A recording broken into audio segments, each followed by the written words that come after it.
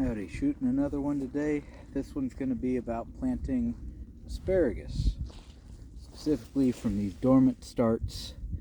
Look like this. This is a rather small one. I got it at Meyer, and pretty dry. I've been soaking it in water for a few hours, so it's a little more pliable, but that's what they tend to look like. Especially in a food forest like this where it's got mulch all around it, you want to scrape that off first. Then you want to dig a hole. So I've got a hole dug, and ideally you're best off digging it a lot deeper than you normally would. So I've taken one big shovel of soil, now a second one, and I'm going to go back for a third, because asparagus don't like to be in a wet spot. So the first thing you want to avoid is putting them at soil level or lower. You want to give them a mound.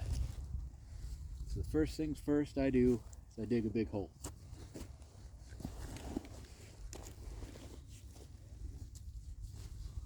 Now, because asparagus are perennials and they last 15 to 30 years, depending on who you ask and how you take care of them, they can be an issue for long-term fertilizing.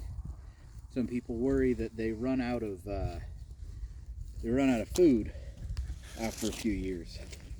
So there's a few ways to handle that, but what I usually do is start out with just a shovel full of wood chips.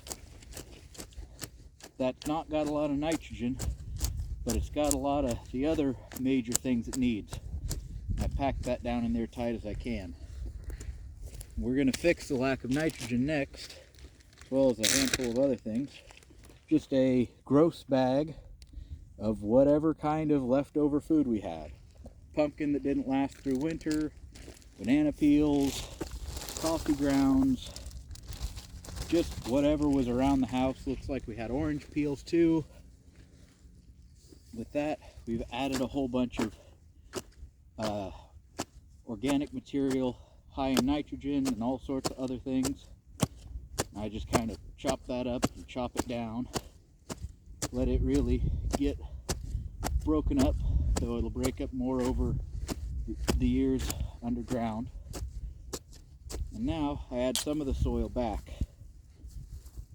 The idea being to try to get it about to soil level or just a little higher. You don't want any of the food you just put in the ground to be exposed though. You want to make sure that all that's buried, because it can cause nitrogen burn if there's too much nutrition too close to the surface right at the beginning of all this.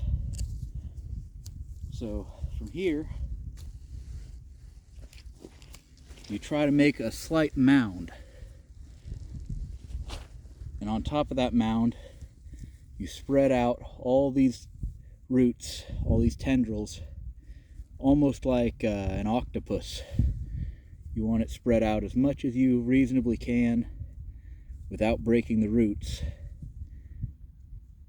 Spread it out and then just lay it in. Crown at the highest point, roots slowly reaching downward as best you can. Looks good to me. Then you just bury it again. How far and how shallow usually doesn't matter a whole lot unless you're in a very cold climate. We're in zone 5 or 6 depending who you ask, so I try to go at least 4 inches down, but I have experimented with as low as 2 inches and then putting on a whole lot of mulch, and those all survive just fine.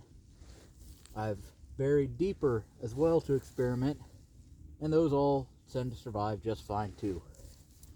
So more or less that's the process done. We now have a mound here. I just kind of throw the wood chips back over the mound. Just like that. and that'll all water in. No big deal. But that's how you plant asparagus. Thank you again for watching, and have a great day, everybody.